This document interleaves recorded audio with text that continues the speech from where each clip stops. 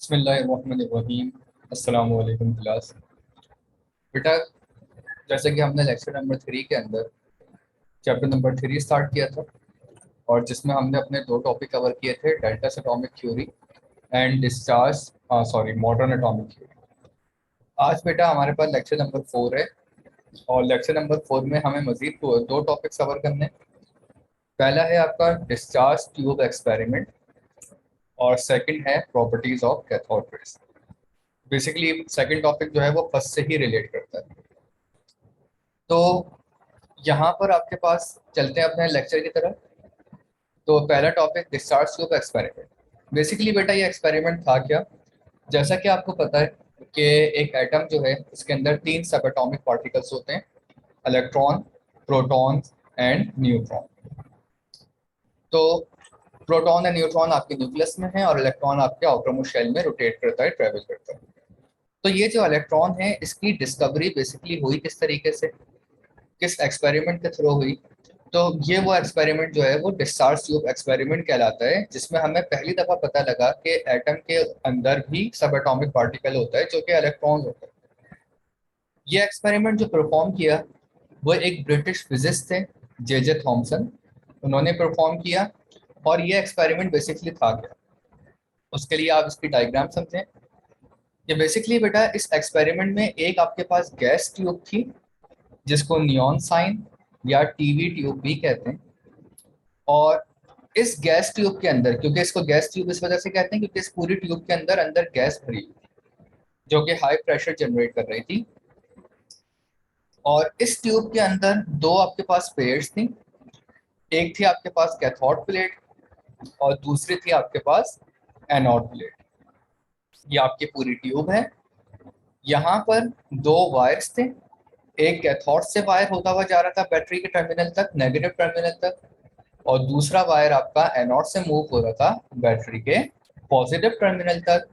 इस ट्यूब के नीचे पंप था जिसको हम वैक्यूम पंप कहते हैं, और वैक्यूम पंप का काम ये था कि ट्यूब के अंदर गैस के प्रेशर को मेंटेन रखना ताकि पार्टिकल्स की मूवमेंट हम लोग इजीली ऑब्जर्व कर सकें। क्लियर है यहाँ तक बात? तो बेटा ये उस पूरी ट्यूब का स्ट्रक्चर था। अब बेटा इस एक्सपेरिमेंट में उन्होंने किया क्या परफॉर्मेंस के, सबसे पहले उन्होंने करंट पास किया with the help of battery. जब करंट इस ट्यूब के अंदर पास हुआ तो यहाँ पर कैथोड प्लेट्स के अंदर जो गैस, क्योंकि आपके अंदर यहाँ पर ट्यूब में जो भी गैस भरी हुई थी ऑब्वियसली उसमें पार्टिकल्स मौजूद थे, ठीक है, positive particles and negative particles. तो उन्होंने ऑब्जर्व किया जे थॉमसन ने कि कुछ पार्टिकल्स हैं जो कि कैथोड प्लेट से जनरेट हो रहे हैं और वो एनोड प्लेट की तरफ मूव कर रहे हैं। क्योंकि आपको पता है कि कैथोड प्लेट के ऊपर जो चार्ज होता है वो नेगेटिव होता है। कैथोड प्लेट जो है वो आपकी नेगेटिव प्लेट कहलाती है और एनोड प्लेट आपकी पॉजिटिव प्लेट कहलाती है। तो उन्होंने कुछ पार्टिकल्स जो है वो ऑब्जर्व किए जब करंट पास किया इस ट्यूब के अंदर, क्योंकि ये प्लेट्स हैं, इलेक्ट्रोड प्लेट्स हैं, इजिली कंडक्टर हैं, ठीक है, करंट पास करती हैं।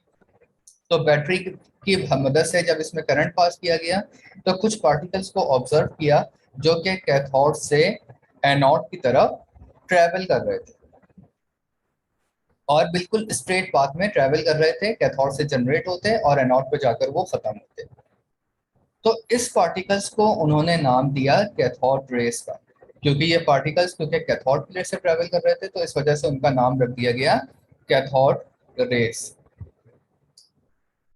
और क्योंकि ये कैथोड से ट्रेवल कर रहे थे इस वजह से डेफिनेटली उनके ऊपर नेगेटिव चार्ज था, और क्योंकि वो पॉजिटिव की तरफ अट्रैक्ट कर रहे थे इसकी वजह से भी ये एविडेंस मौजूद था कि इनके ऊपर नेगेटिव चार्ज है, क्योंकि हमेशा दो ऑपोजिट चार्जेस एक दूसरे को अट्रैक्ट करते हैं। नेगेटिव पॉजिटिव की तरफ अट्रैक्ट होता है और पॉजिटिव नेगेटिव की तरफ अट्रैक्ट होता है, और दो सेम चार्जेस हमेशा एक दूसरे को रिपेल करते हैं, यानी कि एक दूसरे को दूर फेंकते हैं। तो पॉजिटिव पॉजिटिव को रिपेल करेगा, नेगेटिव नेगेटिव को रिपेल करेगा। तो क्योंकि ये पॉजिटिव प्लेट की तरफ अट्रैक्ट हो रहे थे और इनकी जनरेशन नेगेटिव प्लेट से हो रही थी, जिसकी वजह से उन्होंने आइडिया लगाया कि ये जो पार्टिकल्स हैं ये बाय नेचर नेगेटिव। तो यहाँ पर वही उस एक्सपेरिमेंट की जो है पूरी एक्सप्लेनेशन है कि this experiment consist of a glass tube of thick walls. The tube is fitted with two metal electrodes connected with negative and positive terminals of a battery, high voltage battery. These plates are called cathode and anode respectively.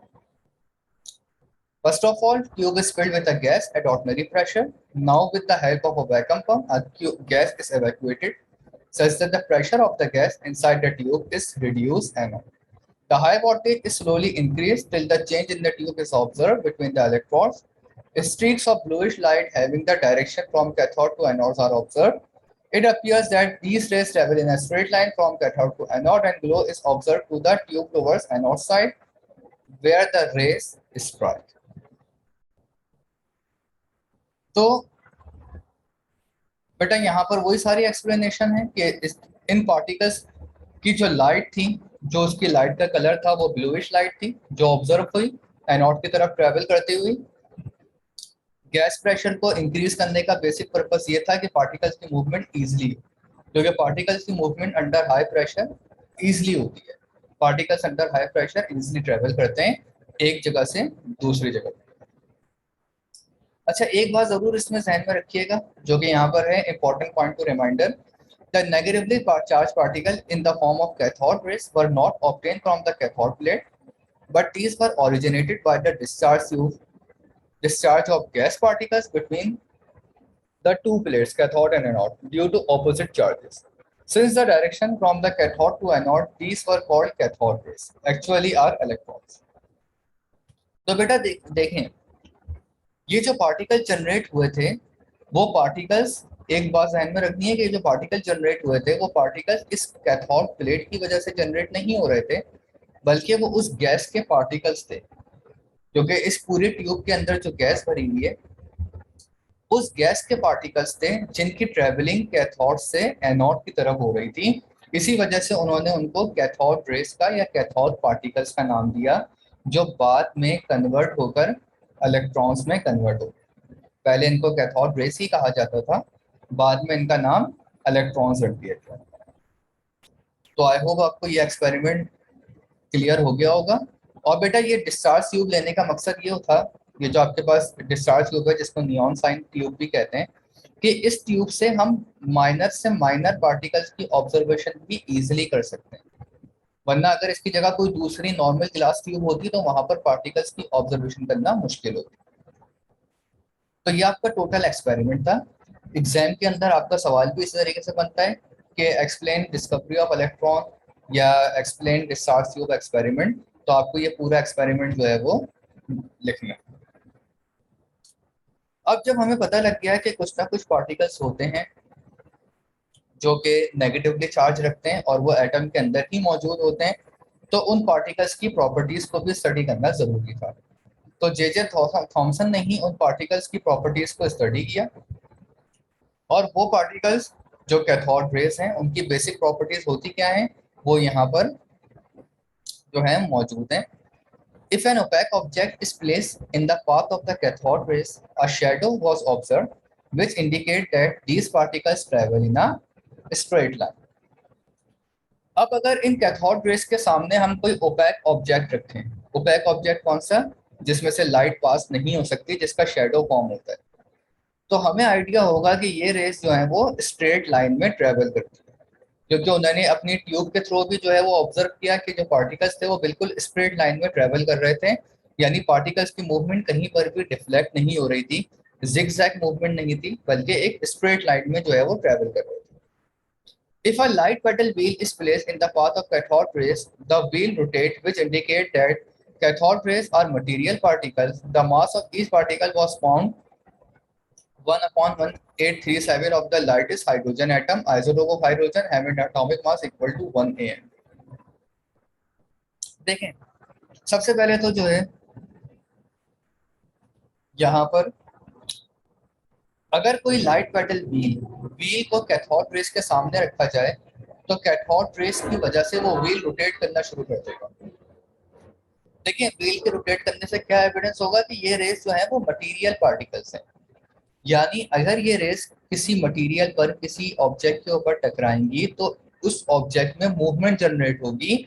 यानी ये race किसी किस्म की gas नहीं है, क्योंकि gas अगर किसी मटेरियल पर टकराए तो वो किसी किस्म की उसमें मूवमेंट जनरेट नहीं होती। मूवमेंट कब जनरेट होती है, जब कोई पार्टिकल्स के, जब किसी रेस के अंदर कोई सॉलिड पार्टिकल्स मौजूद हों या फिर वो मटेरियल रेजेस हों। तो ये रेजेस व्हील के रोटेट करने की वजह बन रही थी, जिसकी वजह से उन्होंने बताया कि ये रेस जो है वो मटेरियल पार्टिकल्स हैं, यानी अपनी कोई ना कोई प्रेजेंस रखती हैं, और इनका जो मास है वो 1/1837 of the lightest hydrogen atom, hydrogen के मुकाबले में 1837 1/1837 टाइम्स हल्का है।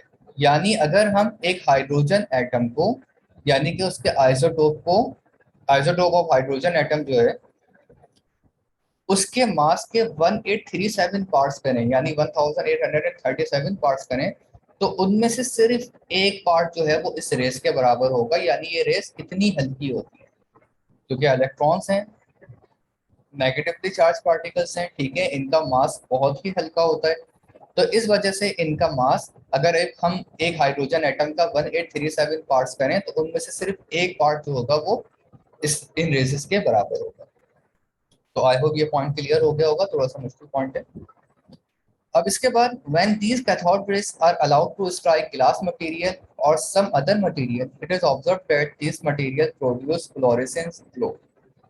अगर ये कैथोड रेस किसी गिलास मटेरियल पर स्ट्राइक करती हैं तो इनके स्ट्राइक करने की वजह से फ्लोरेसेंस यानी कि चमक प्रोड्यूस होती है, और यही वजह है कि उन्होंने इन रेसेस को ऑब्जर्व भी किया इस एक्सपेरिमेंट के अंदर।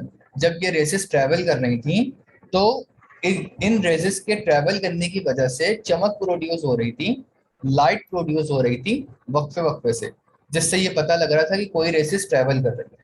कंटिन्यूसली ऑब्जर्वेशन नहीं हो रही थी रेसेस की, बल्कि कुछ कुछ टाइम से लाइट प्रोड्यूस हो रही थी, जिससे पता लग रहा था कि कुछ रेसेस हैं जो कि एक जगह से दूसरी जगह पर ट्रैवलिंग कर रही हैं। ठीक है। Fourth point, when these rays are deflected towards positive plate, which indicate that these are negatively charged particle। Fourth point बहुत इजी है, क्योंकि ये रेजेस पॉजिटिव प्लेट की तरफ डिफ्लेक्ट कर रही थी, नेगेटिव से इनकी जनरेशन हो रही थी, और ये डिफ्लेक्ट कर रही थी पॉजिटिव की तरफ, जिससे इनको पता लगा कि ये रेजेस जो है वो नेगेटिवली चार्ज रखती हैं अपने अंदर, नेगेटिवली चार्ज पार्टिकल्स हैं।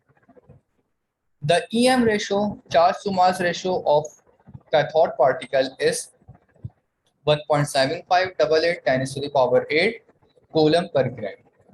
The EM ratio of electron is also same. The cathode particles of any other gas also carry the same EM ratio। देखिए बेटा, EM ratio किसको कहते हैं?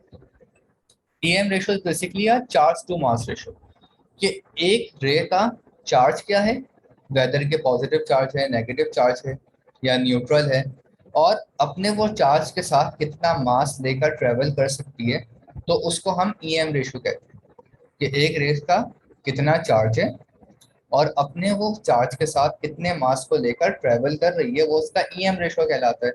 तो ईएम रेशियो जो है इन रेसेस का 1.7588 10 to the power 8 था। इलेक्ट्रॉन्स का ईएम रेशियो भी यही होता है, सेम होता है। तो यही वजह है कि उन्होंने बाद में कैथोड पार्टिकल्स को इलेक्ट्रॉन्स का ही नाम दे दिया।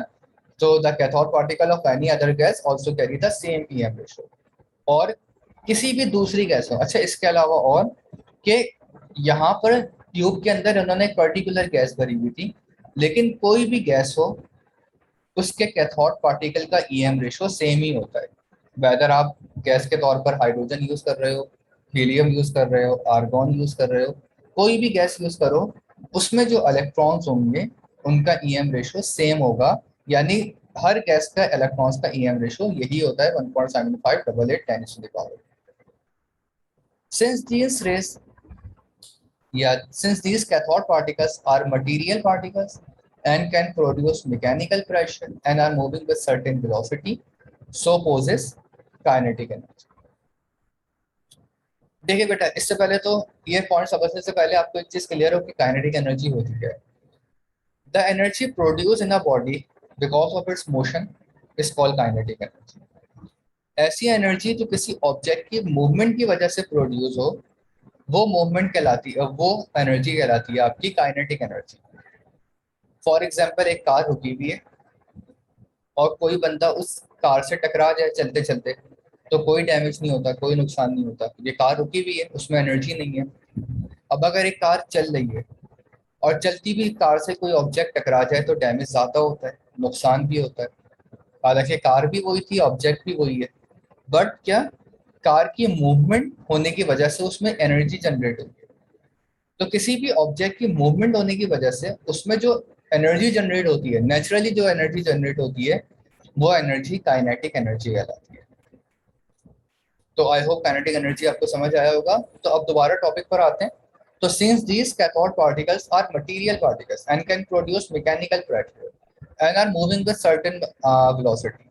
अब देखें, ये बात हमारे पॉइंट नंबर 2 में प्रूव हो गई थी कि ये मटेरियल पार्टिकल्स हैं, अपने अंदर क्वांटिटी ऑफ मैटर रखते हैं। सही है, मटेरियल पार्टिकल्स हैं, इसका मतलब है इनके अंदर कुछ ना कुछ क्वांटिटी ऑफ मैटर मौजूद है। तो अब अगर ये मटेरियल पार्टिकल हैं और ये एक प्रेशर के साथ जनरेट निकल रहे हैं और साथ में उनकी सर्टेन वेलोसिटी के साथ मूव भी कर रहे हैं, क्योंकि ये एक प्रेशर के साथ निकल रही थी, ये ऐसे स्लो मूवमेंट नहीं थी, तेजी में यहाँ से निकलती और एनोड पर जाकर खत्म हो जाती। हाई प्रेशर के साथ कैथोड से निकलती और एनोड पर खत्म हो जाती, और उनकी एक सर्टेन वेलोसिटी भी थी, यानी कि रफ्तार से भी वो मूव कर रही थी अपनी एक खास स्पीड से, एक खास वेलोसिटी के साथ।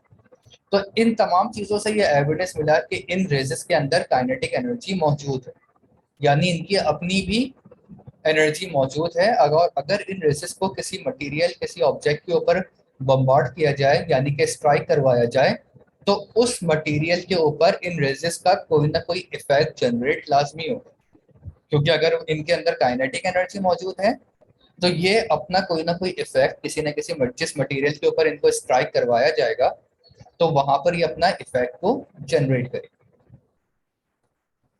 तो ये आपका टॉपिक था, आई होप आप लोगों को ये क्लियर हो गया होगा। छोटे टॉपिक थे दोनों। जहां तक इनको लिखने का है, तो आपको एज इट इज जो है वो हेडिंग डालकर डिस्कवरी ऑफ इलेक्ट्रॉन और इस डिस्चार्ज ग्रुप एक्सपेरिमेंट की हेडिंग डालकर आप एज इट इज इसको कॉपी करेंगे। डायग्राम बनाने की जरूरत नहीं है, ये सिर्फ आपको एक्सप्लेन करने के लिए थी। और उसके बाद जो आप अपना नेक्स्ट टॉपिक स्टार्ट करेंगे वो properties of cathode rays start करेंगे। कल इंशाल्लाह हम रदरफोर्ड एटॉमिक मॉडल को डिस्कस करेंगे और उसके ड्रॉबैक्स और एडवांटेजेस दोनों को डिस्कस करेंगे। इन चीज़ों को ज़रूर कॉपी डाउन कर लिएगा बेटा, कोई प्रॉब्लम हो तो मुझसे पूछ लीजिएगा। टेक केयर, अल्लाह हाफिज़।